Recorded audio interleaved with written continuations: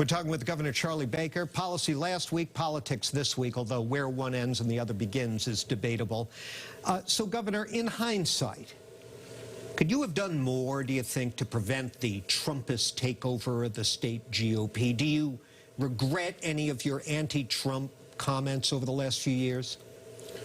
I guess what I would say, John, is over the course of the past 7 years, both the Lieutenant Governor and I, Karen Polito, have tried to call him as we see him on things. And I think a big part of our success as an administration, both in terms of legislative and administrative successes, as well as the general support we have from the people of the Commonwealth, is due to the fact that people do think, whether they agree with us or not, we're trying to tell them what we think to be true. And in some cases that meant sort of crossing swords with the former president. But I don't think at the end of the day it would do me or Massachusetts or our administration any good for us to suddenly decide that we were not going to be about calling him as we see him and playing to somebody else's political spin.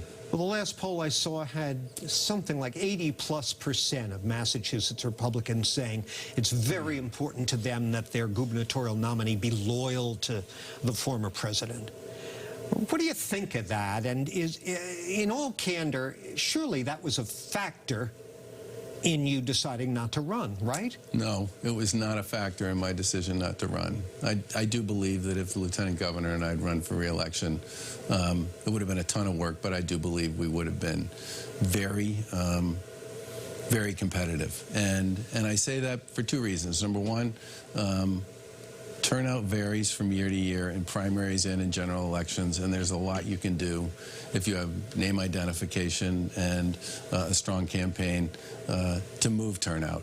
And the second thing I would say is, generally speaking, people in Massachusetts appreciate the work we've done. And I don't think at the end of the day, when you run for office, at the end of the day, it's going to be about a person or an individual. It's going to be about your message, your work, and whether or not people believe it's a message and a track record that they can support. And I've felt for a long time that our administration has a track record that people can support. Do you see a Republican on the national scene that you could get excited about for president in a couple of years?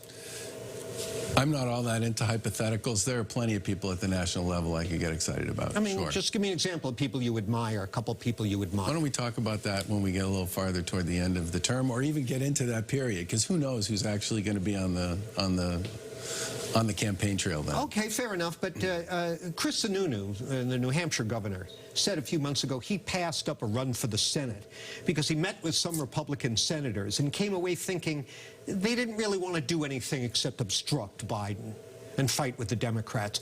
Do you feel the same way about the Republicans in Congress? I think people in Washington, generally speaking, on both sides, spend way too much time fighting with each other on the day-to-day. And I'll tell you what.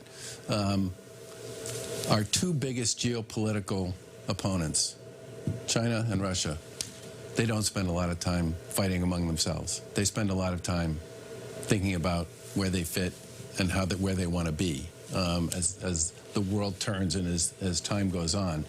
And I think the folks in Washington need to spend a little less time fighting with each other and a little more time doing the things that matter to America. I got 15 seconds. Any regrets looking back on the past 7 years?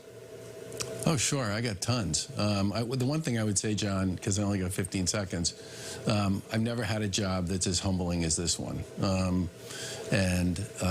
Because you're never as good as you would like to be, and you'll never be able to be as successful as you would like to be, and you'll never be able to help as many people as you would like to help. And it's annoying and it's frustrating, and you sort of have to fall back on the fact that at the same time you do get an opportunity with the blessing of the voters of the Commonwealth to do a lot of good things. Knowing what you know now, you'd do it all over again? Oh yeah, for sure. Yeah.